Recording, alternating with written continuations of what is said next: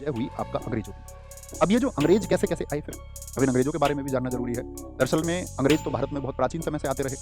जैसे अकबर के समय पर मैंने बताया था एक अंग्रेज आया था सबसे पहले। क्या नाम है उसका, कोई बता पाए तो अगर? तो 1579 में 1579 में एक ईसाई मिशनरी भारत में आया था, स्टीफन थॉमस।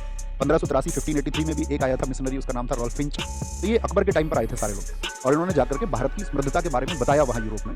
यानी कि जब ये ब्रिटेन गए तो इन्होंने ब्रिटेन जाकर के उनको बताया कि यार कितना समृद्ध है भारत। और मैं भारत की समृद्धता के बारे में आपको बता दूं कि भारत कितना अमीर था। आज दुनिया में जो प्रोडक्शन है, मैं पहले भी तुलना की थी आपसे जब मैं पॉलिटी पढ़ा रहा था, कि आज दुनिया में चाइना लगभग 28% प्रोडक्शन करता है पूरे वर्ल्ड का, 28%। भारत की उस समय की जीडीपी पूरी दुनिया का 25% थी और पूरे यूरोप की जीडीपी से मिलाकर के बहुत ज़्यादा थी। अगर ब्रिटेन की जीडीपी से आप तुलना करोगे ना, ब्रिटेन की जीडीपी उस समय पूरी दुनिया की जीडीपी तो समझते हो ना, वेल्थ होगी, मतलब एक देश की। जैसे कि मैं आपसे पूछूं आपके पास कितना पैसा है, तो ऐसे ही वेल्थ डिसाइड होती है पूरे देश की। पूरा देश कितना समृद्ध है जीडीपी दर्शाती है। तो ब्रिटेन की जीडीपी थी पूरी दुनिया का 2% और भारत की जीडीपी थी पूरी दुनिया का 25%। तो ताकतवर देश कौन था? ताकतवर देश कौन था? तो आप कहेंगे भैया नो डाउट भारत था। भारत को तो मतलब इतना लूटा गया है। जैसे कि बहुत सारे लोग पक्ष लेंगे, अंग्रेजों ने तो हम लोगों को व्यवस्था दी है, उन्होंने बहुत सारी व्यवस्थाएं दी, लेकिन उसका दूसरा जो पक्ष है, कितना पैसा उन्होंने लूटा। मैंने कहा ना आपसे एक दिन पॉलिटी पढ़ाते समय, अंग्रेजों ने भारत को इतना लूटा कि आजादी के बाद तक भी वर्षों तक पानी के जहाजों से सोना ले जाया जाता रहा भारत से ब्रिटेन, लंदन के लिए। जैसे कि आप एक लूट से ऐसे समझना, बहुत सारे लोगों ने, मतलब फिक्स तो पता नहीं चलता अंग्रेजों ने कितना भारत से लूटा है, लेकिन आंकड़े बहुत सारे लोगों ने दिए हैं। तो उन आंकड़ों के अनुसार ये माना जाता है कि भारत से अंग्रेजों ने जो लूट की है वो 80,000 खरब रुपए की थी। 80,000 खरब रुपए की।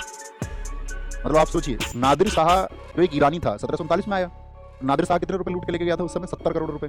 उनकी तुलना आज आप करोगे तो आज से तुलना बैठेगी 12 लाख करोड़ रुपए आज कोई आकर के लूट के ले जाए देश से। तो नादिर शाह से तुम नफरत करोगे कि नहीं करोगे?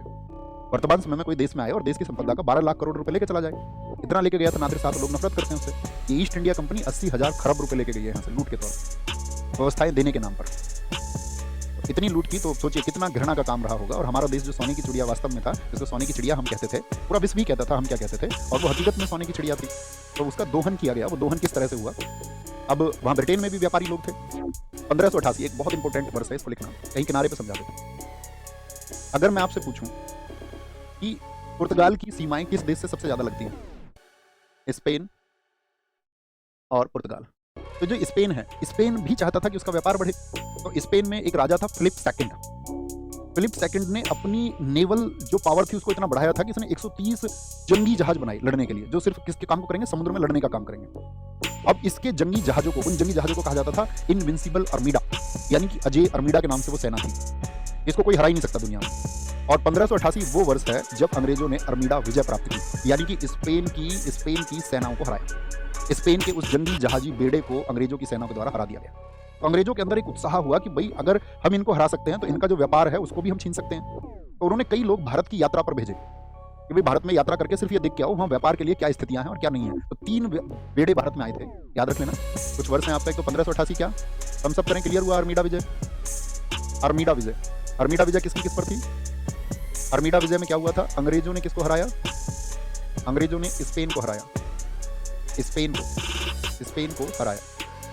एक तो ये बात याद रखें, इससे इनका उत्साह बढ़ा और इसी उत्साह में इन्होंने जो पहला बेड़ा भारत में भेजा, पहला डेलीगेशन आया इनका व्यापारिक स्थितियों को देखने के लिए, फर्स्ट डेलीगेशन, पहला जो दल इन्होंने भेजा, पहला दल इनका आया 1591 में, जिसको 1591 से 93 की यात्रा भी कहा जाता है।